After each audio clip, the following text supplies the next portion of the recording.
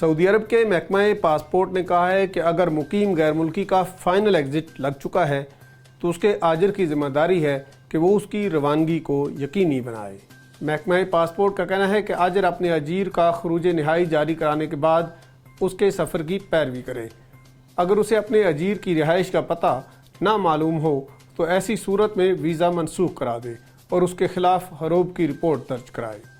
محکمہ پاسپورٹ نے بیان میں کہا کہ آن لائن خروج نہائی ویزا جاری کرانے کے لیے مقیم غیر ملکی کا پاسپورٹ 60 دن یا اس سے زیادہ مدت کے لیے مؤثر ہونا ضروری ہے۔ محکمہ پاسپورٹ نے فائنل ایگزٹ کی ایک شرط یہ رکھی ہے کہ مقیم غیر ملکی کے ذمے جتنے ٹریفک جرمانے ہوں وہ سب ادا کیے ہوں۔ ماضی میں خروج نہائی ویزے کے اجراء کے بعد ویزے کی منسوخی کے حوالے سے کوئی خلاف ورزی بھی اس کے ریکارڈ پر نہ ہو۔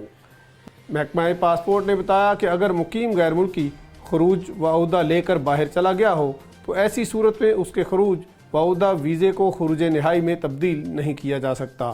اگر خروج نہائی ویزا لگنے پر 60 روز کے اندر مقیم غیر ملکی نے سفر نہ کیا تو اس صورت میں 1000 ریال جرمانہ ہوگا، جبکہ خروج نہائی ویزے کے منسوخی کے لیے مؤثر اقامہ ہونا ضروری ہے۔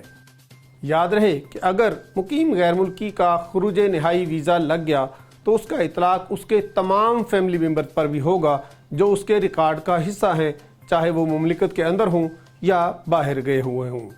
اس خبر اور دیگر خبروں کی تفصیل جاننے کے لیے وزٹ کیجیے ہماری ویب سائٹ urdunews.com۔